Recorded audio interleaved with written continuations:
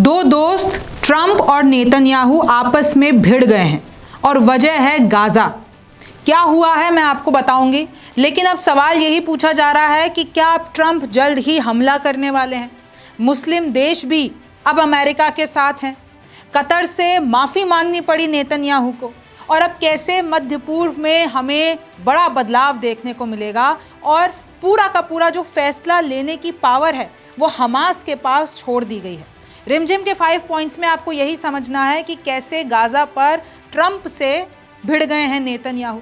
दूसरा देखिए कैसे ट्रंप के साथ मुस्लिम देश और अब क्या हमला हो सकता है।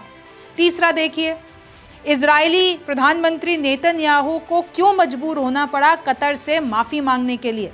चौथा देखिए कैसे यूएस ने हमास को बनाया डिसीजन मेकर। और पांचवा देखिए अब कैसे बदलेगा पूरा मध्य पूर्व। नमस्ते, मेरा नाम रिमझिम जेठानी है और आप रिमझिम के 5 पॉइंट्स देख रहे हैं। सबसे पहले ये देखिए कि ये खबर तो आपको पता होगी कि ट्रंप ने एक 20 पॉइंट्स का गाजा प्लान जारी किया। मुस्लिम मुल्क ट्रंप के साथ आ गए, लेकिन अब उसी प्लान पर यू टर्न ले लिया है उन्हीं के दोस्त नेतन्याहू ने। और मैं आपको बता दूं, ये जो 20 पॉइंट का गाजा प्लान ट्रंप ने जारी किया था, ये नेतन्याहू से मिलने के बाद ही जारी किया था। लेकिन अब नेतन्याहू ने ही पलटी मार दी है।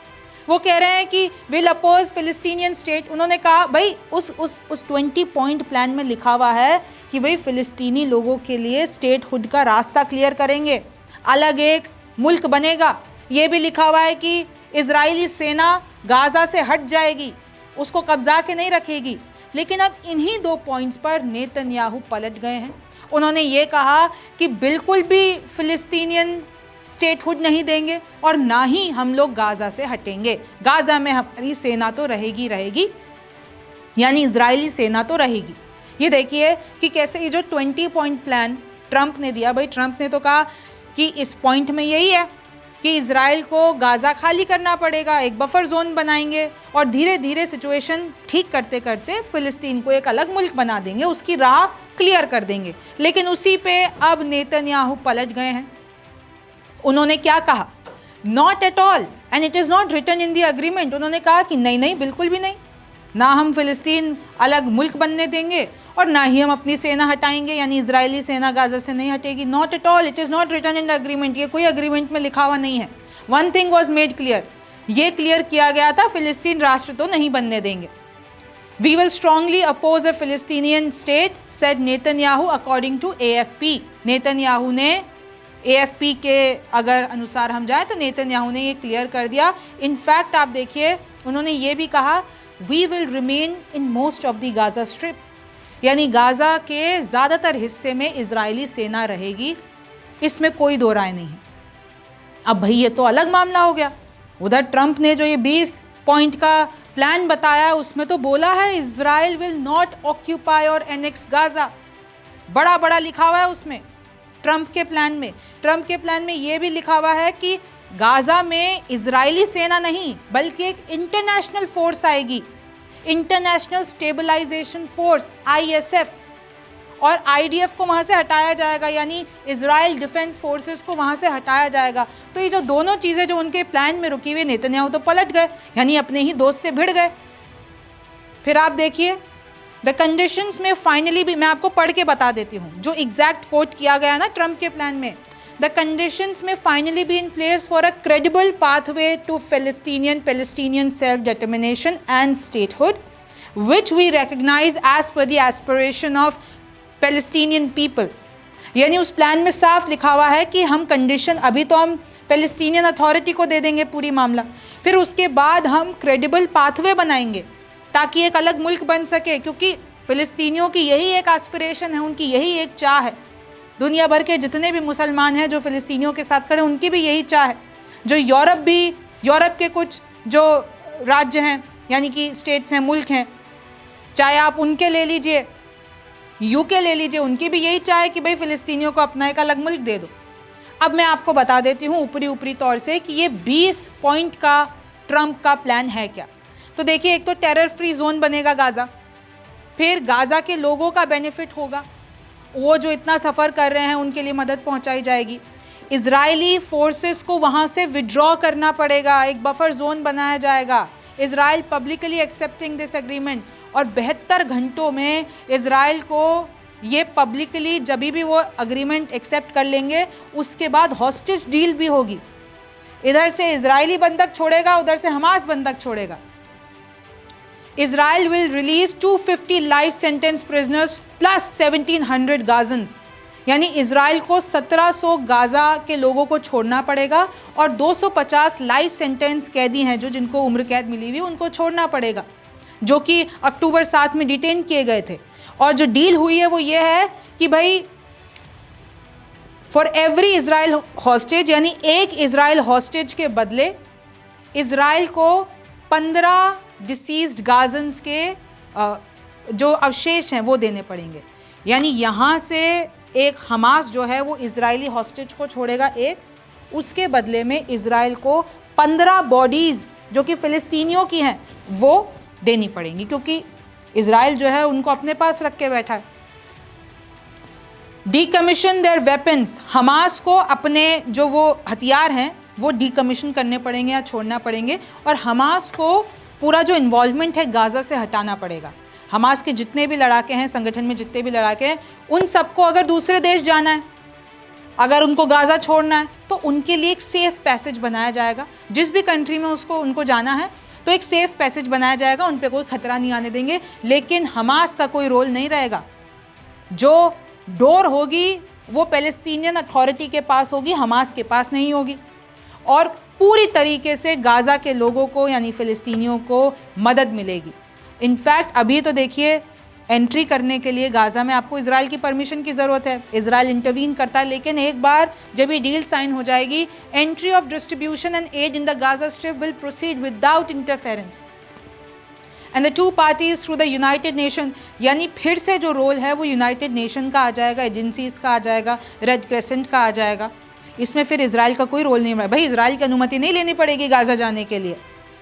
और अभी फ़िलहाल के लिए टेम्परेरी तौर पर जो ट्रांजिशनल जो गवर्नेंस है, यानी जो पूरा गाज़ा की बागडोर है वो दे दी जाएगी पैलेस्टीनियन कमेटी को, वो लोग चलाएंगे। फिर उसके बाद पहले ये जितना भी इंटरनेशनल एक्सपर्ट ओवरसाइट सुपरविजन सब कुछ पैलेस्टीनियन जो अथॉरिटी है वो करेगी, और एक बोर्ड ऑफ पीस बनाया जाएगा जिसके अध्यक्ष होंगे ट्रंप, और उसी तरीके से सारी चीज़ें होंगी। लेकिन इसमें इजराइल का कोई रोल नहीं रहेगा।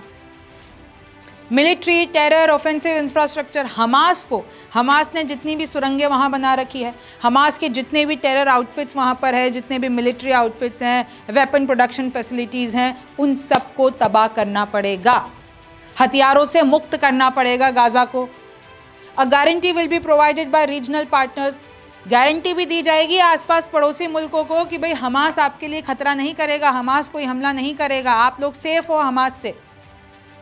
और फिर देखिए जैसे कि मैंने आपको बताया था, फाइनली जब सारी चीज़ें एक साथ जाती हैं तो फाइनली जो फ़िलिस्तीन मुल्क है उसके लिए एक पाथवे क्लियर किया जाएगा।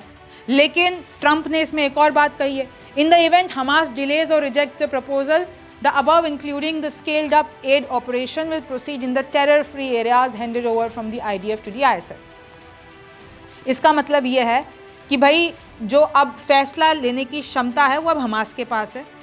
कहीं ना कहीं ट्रंप ने ये बताया कि नेतन्याहू अग्रीड है मेरे प्लान से, नेतन्याहू की हाँ है, लेकिन अब हमास है जिसको फैसला लेना है, हमास के हाथ में पावर है फैसला लेने की, हमास के हाथ में सब कुछ है। अगर हमास मान जाता है तो ये डील आगे बढ़ेगी, नहीं मांगता है तो फिर ट्रंप अपनी तरीके से इसको करेंगे, फिर वो फोर्स का इस्तेमाल करेंगे, फिर वो जैसे कि उन्होंने बताया कि वो एड ऑपरेशन और ज़्यादा कर देंगे। और जो दूसरा वे होता है भाई, जब सीधी उंगली से घी नहीं निकलता तो आपको टेढ़ी करनी पड़ती है, तो ट्रंप ने इनडायरेक्टली ये कहने की कोशिश की है फिर मैं अपनी ताकत लगाऊंगा, अपना एक तरीके से हमला करूंगा। अब वो क्या है स्पेसिफिकली वो क्लियर नहीं है। फिर आप देखिए जब ये गाज़ा प्लान आया तो एक तरीके से ये नक्शा भी दिखाया गया। देखिए इजराइल ये है, गाज़ा पट्टी कहते हैं इसको क्योंकि बहुत छोटा सा इलाका है।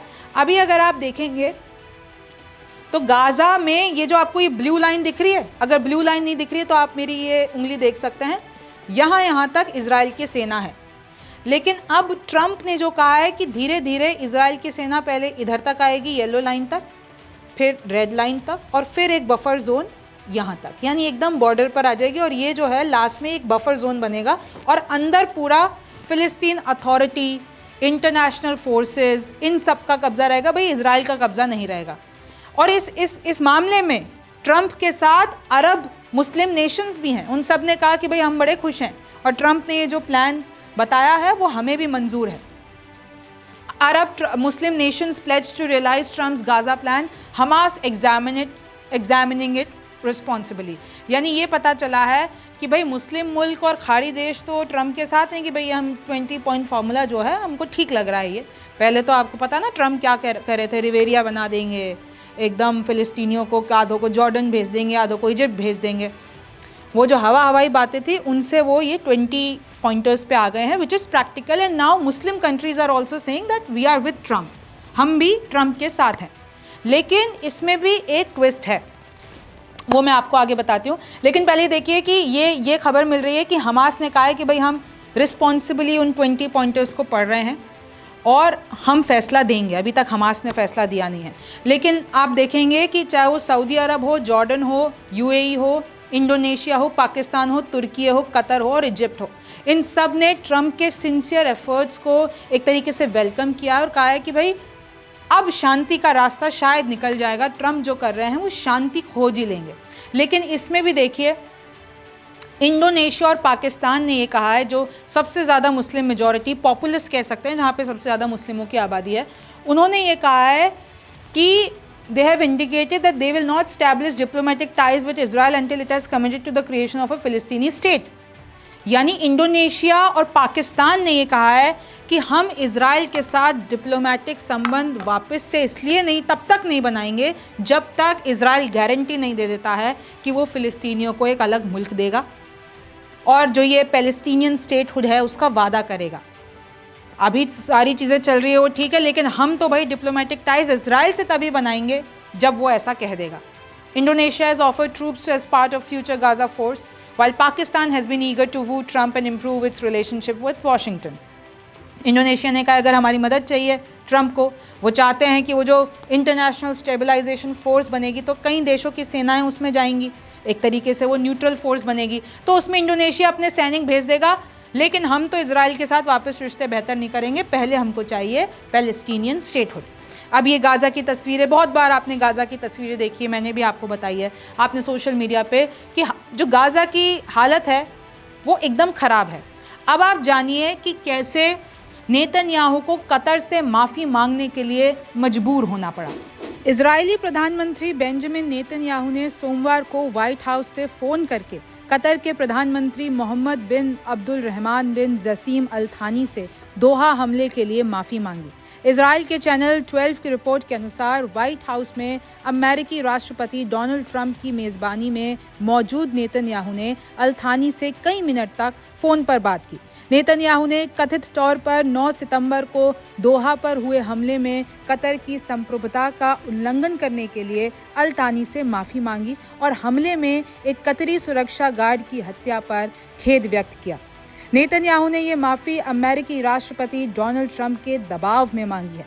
ट्रंप हमास द्वारा बंधक बनाए गए लोगों की रिहाई के लिए शांति समझौते को अंतिम रूप देने का प्रयास कर रहे थे, इसलिए उन्होंने दबाव डाला। हालांकि इजरायली हमले के बाद से कतर हमास के साथ बातचीत में मध्यस्थता करने से इनकार कर रहा था। इसी बीच कतर की एक तकनीकी टीम भी व्हाइट हाउस में मौजूद रही। इजराइल के राष्ट्रीय सुरक्षा मंत्री इतामार बेन गवीर ने दोहा में हमास नेताओं पर हमले के संबंध में प्रधानमंत्री बेंजामिन नेतन्याहू द्वारा सोमवार को कतर के प्रधानमंत्री से माफ़ी मांगी गई और उस पर कड़ी आलोचना की। उन्होंने एक्स पर लिखा कि अब समय आ गया है कि दुनिया को सच बताया जाए। कतर एक ऐसा देश है जो आतंक का समर्थन करता है, उसे वित्त पोषित करता है और उसे भड़काता है।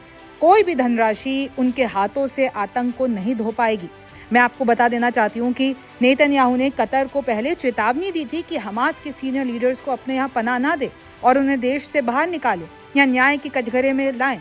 इजरायली पीएम ने कहा था अगर आप ऐसा नहीं करेंगे तो हम करेंगे। कतर ने नेतन्याहू की इन टिप्पणियों को गैर जिम्मेदाराना बताया था और अब उन्हीं नेतन्याहू वो मजबूर हो गए ट्रंप के दबाव में कतर से माफ़ी मांगने के लिए। तो देखा आपने कि कैसे मध्य पूर्व में इक्वेशन बदलती हुई नज़र आ रही है।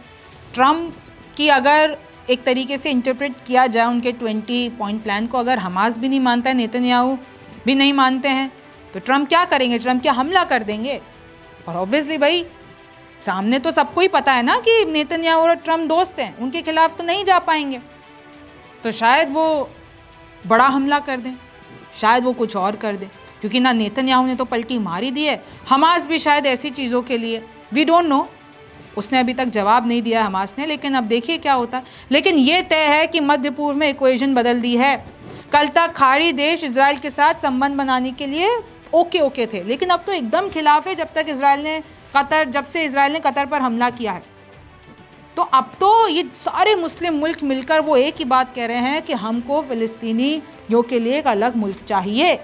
अभी यूएन में जो 88 सेशन हुआ UNGA का, जनरल असेंबली का, उन्होंने भी यही कहा, नेतन्याहू को लिटरली बॉयकॉट कर दिया। यानी लगभग पूरी दुनिया इस वक्त फ़िलिस्तीनियों के साथ है, नेतन्याहू फिलहाल फंसे हुए हैं, ट्रंप उनके साथ है। अब इस पे आगे क्या होगा ये तो वक्त बताएगा। आप न्यूज़ 24 देख रहे थे, मेरा नाम रिमझिम जेठानी है, आपसे फिर मुलाकात होगी।